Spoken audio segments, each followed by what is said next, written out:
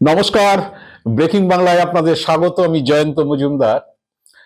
SIR নিয়ে তৃণমূল কংগ্রেসের এমপিরা যারা ওই দোলা সেন, ডেরেক ওব্রায়েন, মহুয়া মৈত্র যে মামলাটা করেছিলেন সুপ্রিম কোর্টে, কিছুদিন আগে সেই সুপ্রিম কোর্টে সেই হিয়ারিং এ নির্বাচন কমিশনকে কতগুলো নির্দেশ দেওয়া হয়েছিল, যেগুলো আপনারা ইতিমধ্যেই জানেন যে ওই মাধ্যমিকের অ্যাডমিট কার্ড বয়সের প্রমাণ হিসাবে নিতে হবে, তালিকা টাঙাতে হবে, লজিক্যাল ডিসক্রিপেন্সিতে কারা পড়েছে, কি কারণ, ইত্যাদি ইত্যাদি, এবং শুনানিতে ডেকে এই করতে হবে, প্রাপ্তি স্বীকার করতে হবে, যে ডকুমেন্টস জমা দিচ্ছেন আপনারা সেই ডকুমেন্টসের প্রাপ্তি স্বীকার, এরকম 5-6খানা নির্দেশ দেওয়া হয়েছিল।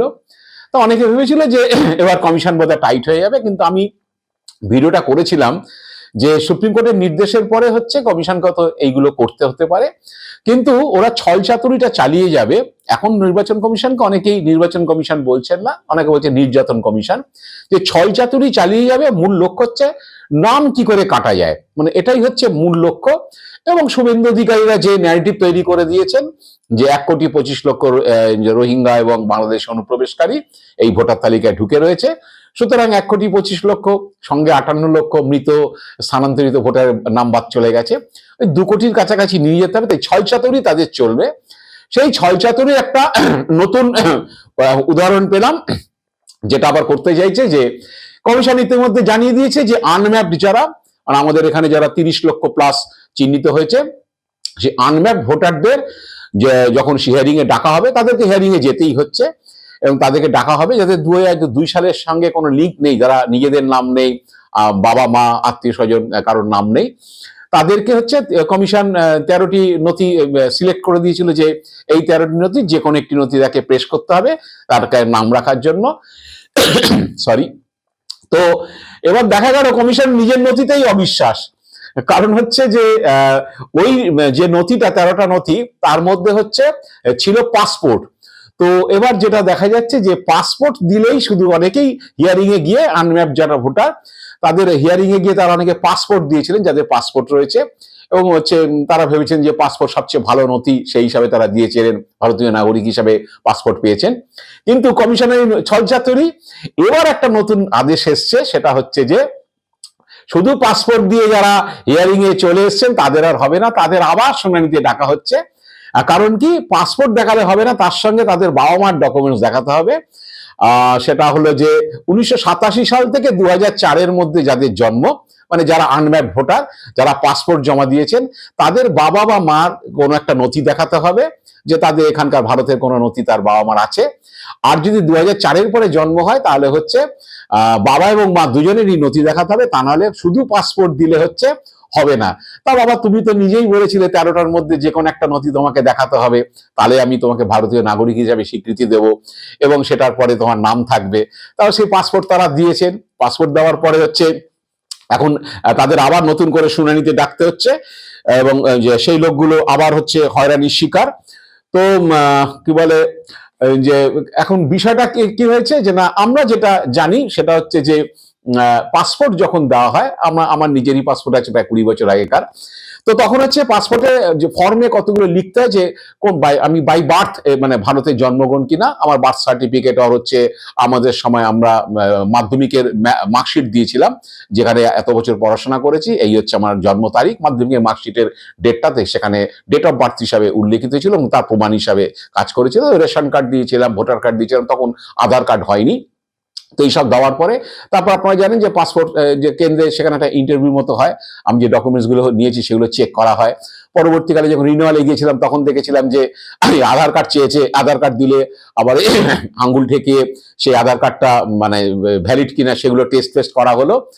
আদার্স যে ডকুমেন্টস, এডুকেশনাল যে কি বলে মার্কশিট, সেগুলো দিতে হয় ইমিগ্রেশন চেকিং, রিকর্ড আর নন রিকর্ড, এইসবের জন্য।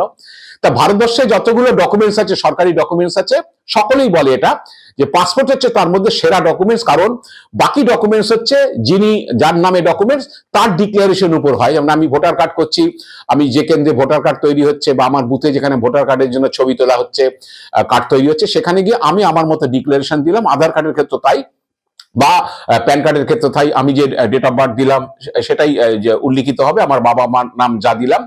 কিন্তু পাসপোর্ট হচ্ছে এমন একটা ডকুমেন্টস ভারতবর্ষে, যেটা হচ্ছে যে শুধু তার ডিক্লারেশন উপর হয় না, পাসপোর্টটা ভেরিফিকেশন করে দেওয়া হয়। প্রথম হচ্ছে মিনিস্ট্রি অফ এক্সটার্নাল অ্যাফেয়ার্স, তারা হচ্ছে ফর্মটা চেক করবে, ডকুমেন্টস চেক করবে, করে তারা পুলিশের কাছে পাঠাবে। পুলিশ আবার সেই ডকুমেন্টসটা নিয়ে যে অ্যাড্রেসে বা ওই ব্যক্তি বসবাস করে তার এখানে আসবে, সেখানে ভেরিফিকেশন হবে তিনি সেখানে সত্যি থাকেন কিনা, তার পরিবারের কে আছে, কি আছে, তার বাবা মা কে আছে, এগুলো সব চেক টেক করে পুলিশ ভেরিফিকেশন কমপ্লিট করে আবার পাঠাবে হচ্ছে পাসপোর্ট ডিপার্টমেন্টে। পাসপোর্ট তারপরে স্যাটিসফাইড হওয়ার পরে সে হচ্ছে পাসপোর্টটা ইস্যু করবে, তারপরে আপনার নামে কুরিয়ারে আসবে। যেই অ্যাড্রেস দিয়েছে সেই অ্যাড্রেসে আপনি থাকেন বলে সেখান থেকে আপনাকে ব্যক্তিগতভাবে নিতে হবে। তো সেই পাসপোর্টে এখন অবিশ্বাস শুরু হয়ে গেছে, নিজের নথি, কিন্তু তাতে হচ্ছে সে অবিশ্বাস করছে যে আর পাসপোর্ট শুধু নেওয়া যাবে না, তুমি পাসপোর্ট হচ্ছে দিলেই আমি তোমাকে ভোটার তালিকায় নাম তুলবো না।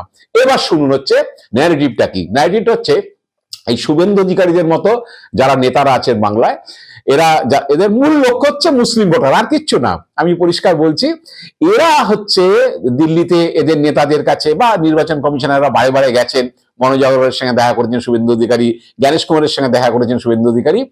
এরা গিয়ে মাথায় ঢুকিয়ে এসছে যে বাংলাদেশ থেকে হচ্ছে এই বাংলায় ঢুকে হচ্ছে পাসপোর্ট বানিয়ে নিয়েছে, সব ডকুমেন্টস তৈরি করে পাসপোর্ট বানিয়ে নিয়েছে। এখন তো পাসপোর্ট দেখালে তো ভোটার থেকে যাবে, তাই পাসপোর্ট দেখালে হবে না, শুধু তার সঙ্গে বাবা মার নথিও দেখাতে হবে। কারণ ঢুকেছে হয়তো 20 বছর আগে, হচ্ছে এবার তারা পাসপোর্ট বানিয়ে নিয়েছে, পাসপোর্ট নিয়ে ভোটার তালিকায় নাম তুলে নিয়েছে, এসআইআর করেছেন, পাসপোর্ট দেখে সে ভোটার তালিকায় নামটাও রেখে দেবে।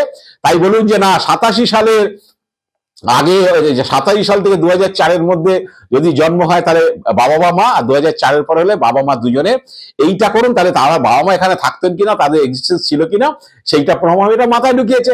তখন ওপর এখন জ্ঞানেশ কুমার দেখেছে, আরে বাবা এটা দিয়ে যদি কিছু আটকানো যায়, কিছু কাটা যায় বানাচ্ছে মূলত সংখ্যালঘু মানুষের, আর কিছুই না। তো এবার এই কলটা করে দাও, তা তুমি কেন বাবা বলেছিলে, তাহলে তুমি লিখতে পারতে পাসপোর্ট নেবো, সঙ্গে হচ্ছে বাবা মার ডকুমেন্টস থাকবে। যখন নথির তালিকাটা তুমি পেশ করেছো তখন তো বলেনি। এখন সব হচ্ছে এই সব বিজেপি নেতারা যেসব বুদ্ধি টুদ্ধি দিচ্ছে, এবার তারা বলছে এই এসে ঢুকে পড়ে হচ্ছে বসিরহাটে ঢুকে পড়েছে, বনগায় ঢুকে পড়েছে, নদিয়াতে ঢুকে হচ্ছে মুসলিম লোকগুলো পাসপোর্ট বানিয়ে নিয়েছে। আরে ভাই, পাসপোর্ট বানাতে গেলে তো তার বেসিক ডকুমেন্টস গুলো তাই চাই, তার মিনিমাম 2, 3, 4টে ডকুমেন্টস থাকলে পাসপোর্টটা সে দেবে না। সেগুলো তো তার বেসিক জিনিসগুলো, স্কুল সার্টিফিকেট চাই বা বার্থ সার্টিফিকেট চাই, একটা বয়সের প্রমাণপত্র দিতে হয়। সেগুলো তো সব ডকুমেন্টস যদি বানিয়ে নেয়, সে তো বাবা মার ডকুমেন্টসও বানিয়ে নেবে। তো তাই হয়। মূলত ইলেকশন কমিশন কি বলেছিল, পাসপোর্ট দেবে, পাসপোর্ট নাম্বারটা ভেরিফিকেশনে যাবে মিনিস্ট্রি অফ এক্সটার্নাল অ্যাফেয়ার্সে, সেখান থেকে যখন বলবে যে না এটা ভ্যালিড পাসপোর্ট, তখন হচ্ছে সে তারটাকে সেই ভোটারের হচ্ছে নামটা থেকে যাবে। আর যদি বলে যে না এটা ভ্যালিড পাসপোর্ট নয়, তাহলে ভোটারের নামটা কেটে যাবে, এবং তার এগেইনস্টে কোনো ক্রিমিনাল অ্যাকশন, অফেন্সও নিতে পারে যে তুমি কেন জাল ডকুমেন্টস দিয়েছো। এটাই তো নিয়ম ছিল, এটাই বলা ছিল। তো বলে দিতে পারতো পাসপোর্টের সঙ্গে বাবা মার ডকুমেন্টসও লাগবে। আসলে যত দিন যাচ্ছে এই শুভেন্দু অধিকারীদের মতো বুদ্ধিদাতারা যত বুদ্ধি দিচ্ছে, তত আরো লক্ষ্য হচ্ছে হয়রানির মধ্যে ফেলো, তত হচ্ছে নাম কাটার কৌশল করো। তো যাই হোক, এখন এসব চালিয়ে যাচ্ছে। আবার এরকম 5-7 লাখ ভোটার, 30 লাখের মধ্যে যারা পাসপোর্ট জমা দিয়েছে, তাদেরকে আবার ছোট, সে আপনার যাদবপুরে গৌরী শাহ হোক আর মুর্শিদাবাদে জিয়াউল শেখ হোক, সবাইকে হচ্ছে ছুটতে হচ্ছে, পাসপোর্ট জমা দিয়েছে, আবার বাবা মার ডকুমেন্টস নেই। আরে বাবা, জাল ডকুমেন্টস দিয়ে পাসপোর্ট করলে সে বাবা মার ডকুমেন্টসও তৈরি করে ফেলবে। এত সহজ নয় ব্যাপারগুলো। সবাই ভেবে ফেলেছে শুভেন্দু অধিকারীদের মতো বুদ্ধি আর কি, সবাই এসে করে দিল। যাদের জেনুইন পাসপোর্ট আছে, মুসলিম এলাকাতে প্রচুর পাসপোর্ট আছে, তারা বিভিন্ন জায়গায় কাজে যায়, বিদেশে যায়। আমি দেখেছি পাসপোর্ট সেন্টারে গিয়ে, বহুবার গিয়েছি পাসপোর্ট সেন্টারে বিভিন্ন লোকের পাসপোর্টের বিষয়ে কথা বলার সময়। বহু বসিরহাটের গ্রামের ছেলে, তারা গালফ কান্ট্রিতে হচ্ছে কাজে যায়, ওয়ার্ক পারমিটে যায়, বিভিন্ন এজেন্সি তাদের নিয়ে যায়, সেখানে গিয়ে তারা রাজমিস্ত্রির কাজ করে, ইলেকট্রিশিয়ানের কাজ করে। তাদের হচ্ছে পাসপোর্ট, গ্রামের ছেলে, মুসলিম ছেলে, তাদের হচ্ছে আমাদের বাংলার বিভিন্ন জেলার, আমি ডালহৌসিতে যখন পাসপোর্ট অফিস ছিল, এখন কসবাতে, সেখানে গিয়ে দেখেছি, আলম ভাই কেন পাসপোর্ট করাচ্ছ তুমি এই বয়সে? বললো যে দাদা আমাদের হচ্ছে সৌদি আরব বা অমুক জায়গায় কাজে টাজে যেতে হয়, সেই জন্য এজেন্সি আগে জিজ্ঞেস করে যে তোমার পাসপোর্ট আছে কিনা, সেই জন্য পাসপোর্ট করাচ্ছি, পাসপোর্ট না থাকলে তো যেতে পারবো না। তো এখন মাথায় ঢুকে দিয়েছে যে এটা পাসপোর্টটা বানিয়ে নিচ্ছে, ডকুমেন্টস জোগাড় করে, বাবা মার ডকুমেন্টস দাও। তা আমার হয়রানি নাকি জেনে বুঝে নাম কাটার চক্রান্ত। এই আমার পাড়াতে যিনি লন্ড্রি চালান, আমার পাড়াতে প্রায় 40 বছর তিনি লন্ড্রিটা চালাচ্ছেন, এবার হচ্ছে তার পরিবার 3 পুরুষ, মানে আর উনি এবং তার আগের 2 পুরুষ শান্তিপুরে তাদের আদি বাড়ি, সেখানে থাকেন আর কলকাতায় লন্ডি চালান। তো যে মুসলিম যে পরিবার এখানে লন্ডি চালান, শান্তিপুরের লন্ডির নাম আছে আপনারা জানেন। শান্তিপুরে যারা এইসব এই কাপড় কাচা বা এইসব বিষয়ে যারা শাল কাচার এসব যারা স্পেশালিস্ট লোকজন আছে তাদেরই পরিবারের সদস্য। 40 বছর লন্ডি চালাচ্ছেন কলকাতার উপর। তার ফ্যামিলিকে হচ্ছে অনলাইনে হচ্ছে নট ইন্ডিয়ান সিটিজেন বলে হচ্ছে মেরে দিয়েছে। মুসলিম নাম দেখেছে, ফর্ম 7 মানে অবজেকশন দিয়ে দিয়েছে। কে দিয়েছে? অনলাইনে দিয়েছে। কোনো বিজেপির সমর্থক কি হবে? তো আর বিজেপি তো রেডি করেছিল কয়েক লাখ যে মুসলিম নাম দেখে দেখে হচ্ছে নট ইন্ডিয়ান সিটিজেন বলে হচ্ছে দেবে। এখন বলছে, আমি বললাম হিয়ারিং এর নোটিশ যখন এসেছে তাহলে তুমি চলে যাও, গিয়ে তোমাকে নাম রাখতে গেলে তুমি ডকুমেন্টস নিয়ে, যেগুলো ডকুমেন্টস গুলো তোমার রয়েছে সেগুলো নিয়ে পরিবারের লোকদের নিয়ে চলে যাও হিয়ারিং এ, আর তুমি না গেলে তোমার নাম কেটে দেবে। তো এইরকম হ্যারাসমেন্ট করছে, ভাবছে যে এই মুসলিম নাম দেখে ফর্ম 7 এর অবজেকশন দিয়ে দিলাম, অনলাইনে দিয়ে দিলাম, আমি তো সামনে আসছি না, মেরে দিলাম হচ্ছে। তো ভাবছে যে ওই করে বোধহয় কাটা যাবে, ব্যাপারটা তা নয়। সবাই বুঝে গেছে ভোটার তালিকার নামটা রাখতে হবে যাতে ডকুমেন্টস তারা যাবে, কিন্তু হ্যারাসমেন্টটা হচ্ছে। বিজেপি হ্যারাসমেন্ট করবে, কিছু করার নেই। মুসলিম নেম যত কাটা যায়, যদি তাদের কিছু লাভ হয়, যদি তৃণমূলে কিছু ভোট কবে এই অঙ্কে। আসলে সবই ওই শুভেন্দুদের মতো বুদ্ধিতে চলে, তো দিয়ে দিলাম হয়ে গেল। যদি কেউ মিস করে না যায় হিয়ারিং এ তাহলে তার নামটা কাটা যেতে পারে। দিতে তার পয়সা খরচ হচ্ছে না, অনলাইনে একটা অবজেকশন মেরে দিয়েছে। ভোটার তালিকা দেখেছে, মুসলিম নাম দেখেছে, অবজেকশন, নট ইন্ডিয়ান সিটিজেন বলে অবজেকশন। তো এই চলছে খেলা, দেখা যাক এই খেলা শেষ কোথায়। আজ এ পর্যন্তই। আপনারা ভালো থাকবেন, সুস্থ থাকবেন, নমস্কার।